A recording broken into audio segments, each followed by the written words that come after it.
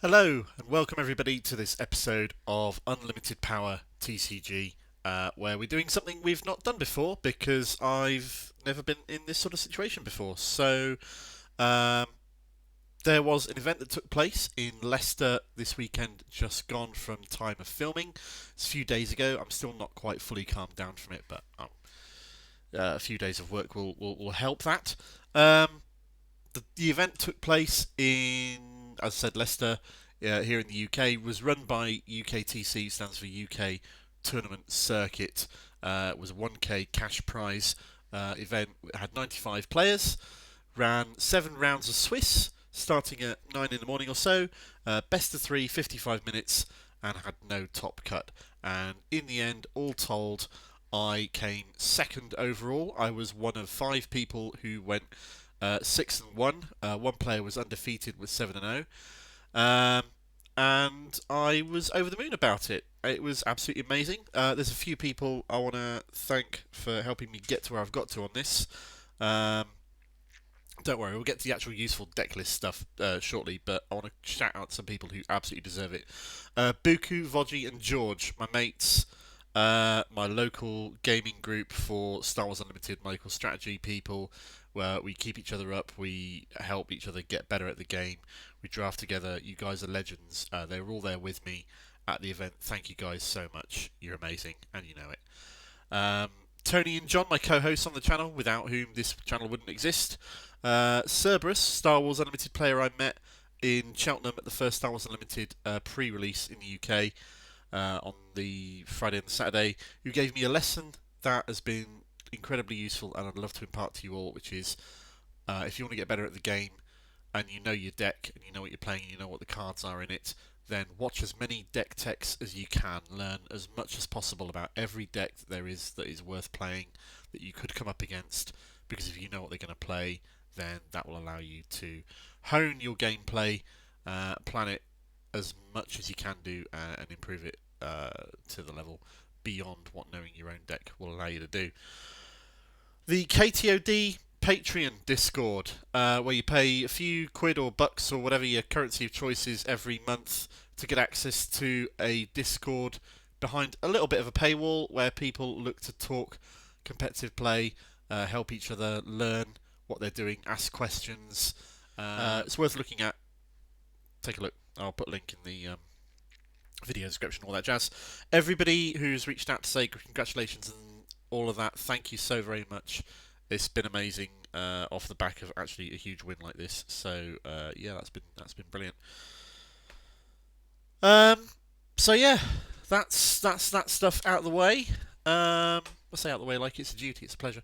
This is the deck that I took. The deck name in the top left there is something that I can blame fully on George from my gaming group, who has a habit of making puns out of all the deck names that he makes. So I've decided to step up to the plate and do the same. Oh, excuse me. This is the deck that I was running. I'm going to go through it in a little bit more detail following the slides, but if you want an overview of everything in it, here you go. Take a look. I like the consistent deck. I like having a minimal amount of variables. That's why there's 3 of every card except the last one, which there's 2 of, because that reduces the amount of variability and strange situations that might crop up, and combinations of cards I draw into as fewer variables as possible. So that helps me get a grip on what I'm playing. Sabine is obviously the premium aggro leader at the moment in the game. Deal 1 damage to each base is straight away just you win the game by doing damage to base. That's how you do it, and Sabine does that and nothing else. So obviously she's cool in that. She's got a very good card pool to draw from in the red heroics, and Energy Conversion Lab is consistently seen in all, not all, the vast majority of the top placing tournament decks in the game that have been going since March of this year, because it allows you so much flexibility with what you do, and especially for an aggro deck where in an ideal world you're doing so much damage to your opponent that they don't get near killing you before you get to kill them. The hit point loss of 5 hit points is less of a downside than it might otherwise be. This is probably fairly basic stuff to those who've been playing this game and know a little bit about this. So let's move on from that one into the meat and potatoes of the actual deck itself.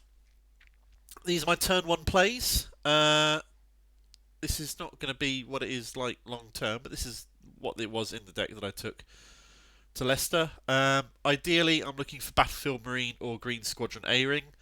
After that, my next priority is probably Sabine. After that, R2 is like a backup turn 1 play in there. He's very useful to round out the curve in turns where I've got like 1 resource left over, and also in longer games to make sure that I get the cards that I want, or more likely to get the cards that I want to help me close out and finish the game should it be going longer than I would like. Battlefield Marine is just amazing stats.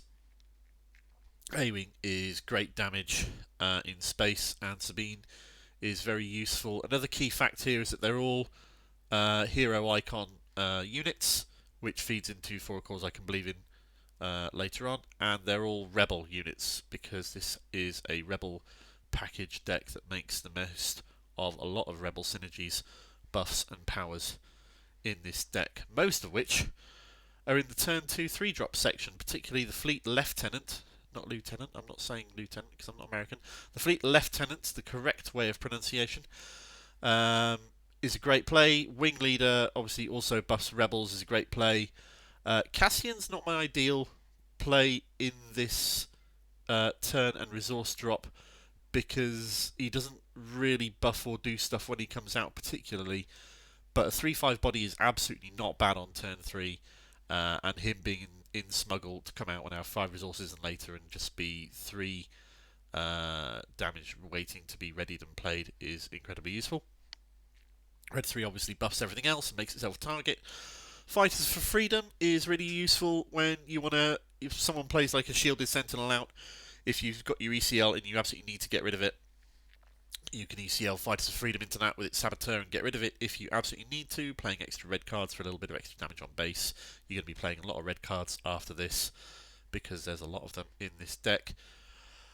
In terms of my priority for things that I like seeing and what I would generally choose, not in all situations, but in most situations, I'd probably choose the Fleet Lieutenant in most situations because of action economy. Getting to take the initiative a little bit faster is very valuable. Having the +2 damage is great, leaves a 3/3 body there for later, which is fairly nice. Wing Leader can do more damage in the long term by putting 2 experience on something else and buffing it, making it a little bit harder to kill. But I also find there's a lot of removal out there in the game, so things that do just get buffed too high can be removed through takedowns and powers of the dark sides and so forth, so I prefer, if I can get it, in general terms, the more immediate damage boost from Fleet Lieutenant. So that is generally what's going on with the selections in that turn and what I'm doing there. Turn 3, 4 resources is big. It's when Sabine flips. The Darksaber and K2SO. Most of the time I prefer to play K2SO to the Darksaber, and the reason for that is if you put the Darksaber on probably Sabine, then she becomes really beastly and really hard to get rid of, but there are ways of dealing with her, and dealing with one unit is generally easier in principle than dealing with multiple units. You can either tap them down or you can find some other way to deal with them. Whereas if you go wide with a larger number of units, then I find that's a little bit harder for the opponent to deal with. K2SO is great in Overwhelm in that it can just ECL ambush in to deal with a low hit point unit, do some damage into base, take some damage himself, that means he's more likely to die, and then when defeated he'll do some more damage once again. It makes your opponent worried about going into him because they know they're just going to take damage to base the moment they kill him, or potentially be discarded, but let's face it, you're going to be doing damage to base because that's the way this deck wins, really. So most of the time I will prefer to see K2SO, but having the Darksaber is incredibly valuable to this deck. It's really powerful, people respect it, and they have to be very cagey about what you can do with the Darksaber in this deck for some incredibly high powered swings. Closing out the game, no, not necessarily closing out the game, but the higher resource drops. Poe Dameron is incredibly versatile. If you've already ECL'd in, he comes in and he's a threat to the opponent for the next turn. Or you can ECL him in an ambush, excuse me, to get rid of either an opponent's Darksaber, Boba Fett's armor, another upgrade. The two times during the tournament when I used Energy Conversion Lab to ambush him in, I attacked a unit to clear it because it was in the way, and I spent one card to deal 2 damage to another unit that was on the board that was like a space unit that somebody had pumped with Cunning to give +4 attack, or was a Space Sentinel and blocking a Wing's way or about to kill it or clear it. So getting a little bit more board control through that, allowing me to push more damage through with the other units. That was really, really useful. And Wrecker Boom is just a beast, really, isn't he? He's great. You can close out a bunch of games with him if you get there. Most of the time I don't have ECL left to be able to use on him, but when I do, he's a beast. And when I played him, more often than not, I was using him in conjunction with Timely Intervention to give him ambush, having used ECL earlier to ambush in K2SO to gain a bit of control, tempo, take out a unit, and do some more damage while I'm doing it. So that is kind of where I am with that. Medal Ceremony I found very useful because it's another Rebel Synergy card. It doesn't cost anything, so if your opponent's going to force throw it away from you, then it does 0 damage. You can play it to waste some time if you need to play a card. Even if you just give 1 experience token to Sabine, it puts her out of takedown range, which is great. It can be really useful for buffing random things here and there if you want to and you need to, and it's the card that you've drawn. It's a generally useful card, although it's not my highest priority draw. For a cause I believe in is obviously a massively high profile card that has made this deck. There's a huge amount of Rebel cards in here. There are 5 cards out of 50 that are not heroic. Sorry, not Rebel. And those are the 2 copies of Timely Intervention and the 3 copies of Darksaber in base, pre-sideboarding at least. So that's a pretty high chance of doing 4 damage, although you will do 3 every now and then when it's annoying, so you've got to plan for probably doing 3 damage with it, just as a kind of a worst case. Maybe not pin all your hopes on it unless it's a case of I've got to do 4 damage or I literally lose the game, in which case do what you got to do. Heroic Sacrifice is in here because it is 1 cost, straight damage pump, do damage. Drawing a card is nice off the back of that, but when you absolutely need to do that little bit extra damage, you can get it through Heroic Sacrifice, which is very good and necessary and useful. Moving into the sideboard, the deck as it is built is generally built to go against everything. 2 cards in here, Rebel Assault and General Dodonna, are in there for the anti-aggro or mirror matchup. I'll swap out Heroic Sacrifice for Rebel Assault because Rebel Assault can do more damage and allow me to keep the initiative, which is really, really useful. And in aggro mirrors, obviously they're not necessarily looking to wipe out your opponents and maintain board state as much as they are in any other game, really, because it's just a damage race to base. General Dodonna buffing all the other units is great. It makes them harder for the opponent to consider taking them out. Also, if for some reason I decide I need to sideboard out Darksaber, I'll put Dodonna in.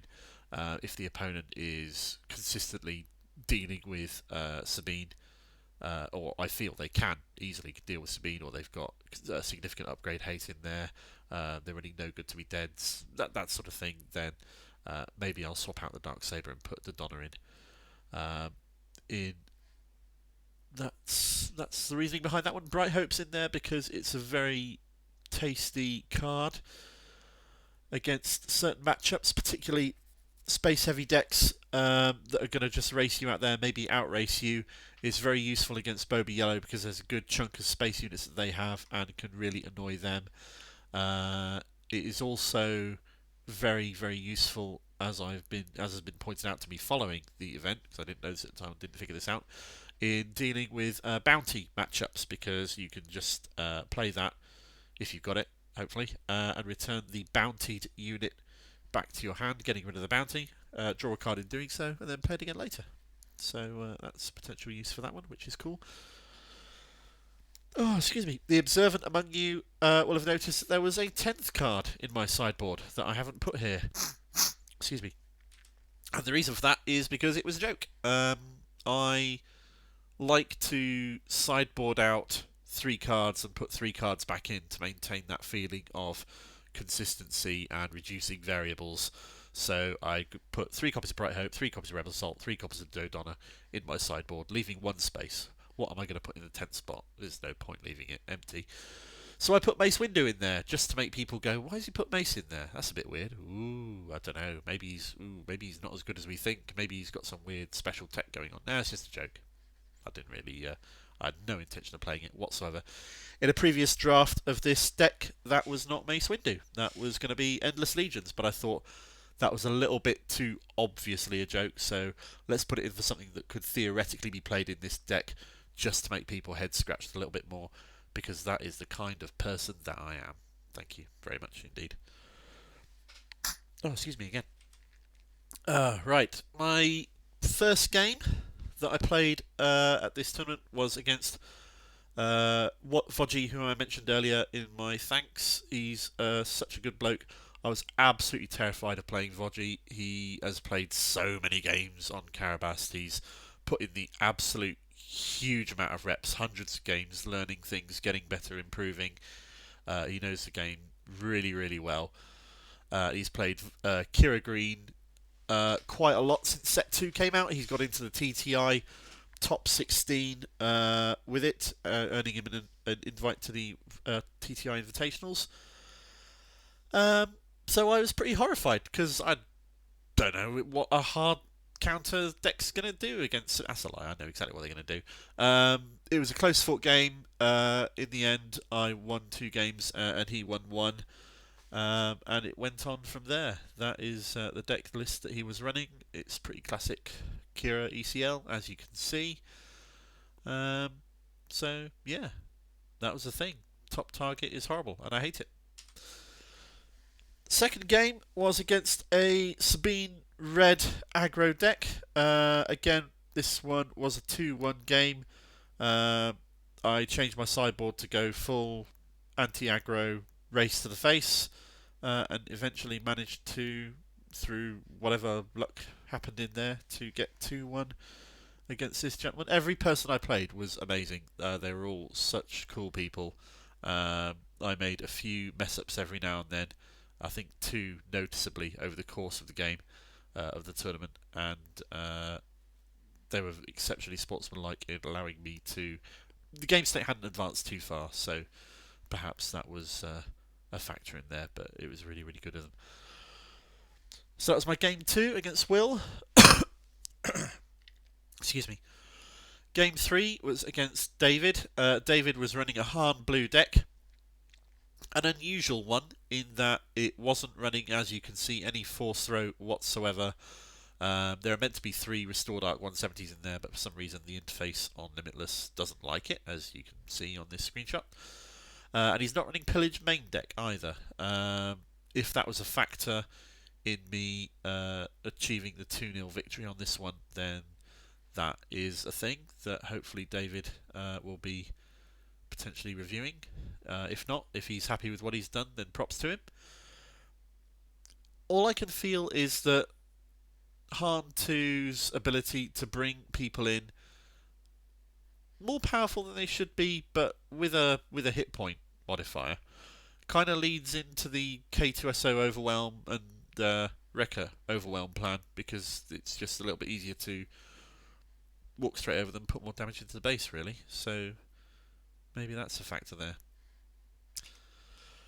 Game 4 was against Alex. Alex was running a very interesting Ray Yellow deck that I've not seen anywhere online before, discussed or looked at, so this was a new one on me. I'll be doing a little bit of research in this deck afterwards to figure out a little bit more about how it works.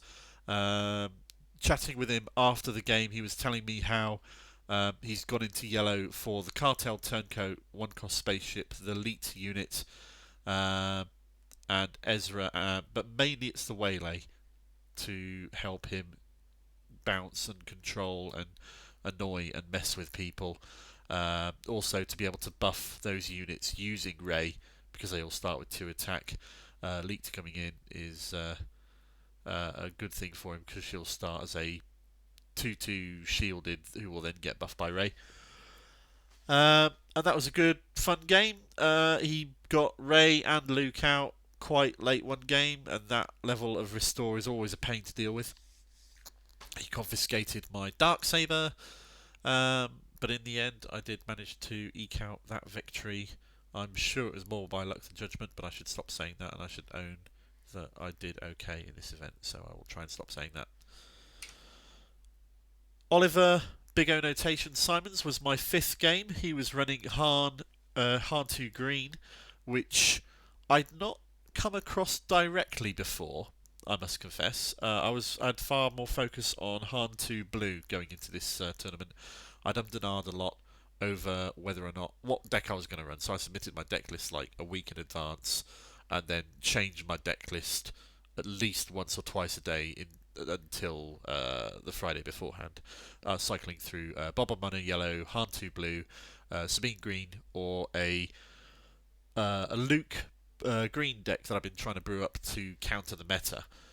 And it just wasn't working in testing, unfortunately. So in the end, I decided to put myself out of my misery and say, right, I'm going with Sabine. I know how to play it. It's simple. Let's just run with that and stop messing around. So because of that, I went into this game with assumptions as to what this deck was. I'd heard about Han Green going wide with Maz and playing lots of units using discounted 1-cost units to beef up Maz Kanata, but I didn't realise quite how much of an aggro deck it could be. So when he colossally out-aggroed me on game 1, I reviewed my strategy solidly, treated it as a solid aggro deck, sideboarded in all of my anti-aggro or aggro mirror stuff, and went full race to the face on games 2 and 3, and managed to pull through that victory there. I know that Oliver has done, or Big Annotation has done, a video reviewing the event from his point of view and his deck as well. I'll put the video down in the description below. It's a really good video. He's done some incredible work strategizing how this deck works, the choices behind every card in it, and what he's going to do against certain specific matchups, including all the priority ones that you're likely to face in a tournament. So take a look at that. It's well worth a look. The guy is far more scientific about it. Is that a word? An applicable word than I am in regards to this one? Tactical, strategy, strategic. By the way, go have a look. The 6th game was against Matt Guyver. I was feeling pretty good at this point, having gone undefeated 5-0. But obviously the pressure is beginning to mount at that point, because you start to having things to lose at this point, and the competition is just getting harder and harder as you go along. I was honoured to be asked to come on stream with Matt and face him and play him on stream, so naturally I got absolutely blown out of the water against this deck. I know that Boss Green exists. I've seen it on all the videos and commentaries out of Gen Con. I didn't really put a huge amount of research into what it does and how it does what it does, which worried me. He overwhelmed me with the bounties, with bringing Boss Scout, but it also didn't help that on the first game I drew no turn 1 plays and then mulliganed into the point where my only turn 1 play was an R2-D2. And then in game 2, I mulliganed from no turn 1 plays into no turn 1 plays. So, yeah, cheers. That was great. Thanks, Star Wars Unlimited Gods. That's But no, there we go. That was a great game. Matt was an absolutely wonderful bloke. When I was colossally frustrated in game 2, I had absolutely nothing to play. I'd played nothing on turn 1. So on turn 2, I played a wing leader just out of sheer frustration, and then I went, "Look, do you mind if I take that back and play this instead for a cause I believe in?" He was absolutely kind and sportsmanlike enough to allow me to do that. He still beat the pants off me, but that kind of sportsmanship is always great to see, especially at a cash tournament like this, which sometimes have a bit of a bad reputation. The final game I played against a gentleman called Luke, who I've met previously in tournaments up and down around the Midlands. He was playing Boba Mono Yellow, very classic Boba Mono Yellow. Um, I took the strategy of he's either going to draw cunning and beat me, or he's not. So I am just going to go ham to face and hope, and that worked out. So yeah, there we go. Luke is a wonderful player. He knows exactly what he's doing. I put in a fair bit of time with this deck, so I know how it functions as well, which is also helpful, of course. It's well worth putting the time in to learn the decks that you like to be facing, as I mentioned earlier. Moving on from all of that, things that I'm thinking about in the future for my deck. Bounties worry me. My experience with Bosk kind of put the frights on a little bit. Kira with the bounties, anything that can play top target is concerning. So I'm having a few thoughts about what to do about this. I'm not too sure how I'm going to change my deck to account for these, but I'm thinking that working out a game plan to deal with bounties is going to be critical to continued success in the set 2 meta. So if you've got any thoughts or ideas on what to do, please leave them in the comments. That would be absolutely wonderful. Tell me what is the best way of dealing with these. Tell me where I'm wrong. All of that stuff. That would be wonderful. And that's everything I've got to go through on this deck take video. So I hope you enjoyed it. I hope you found some value out of it. Tune in, do the whole subscribey and likey type stuff. It's always appreciated because we're a YouTuber and that's what we do. And we'll see you on the next video that we have that you choose to watch. So thanks very much for your time and your attention. Cheers. Have a good one.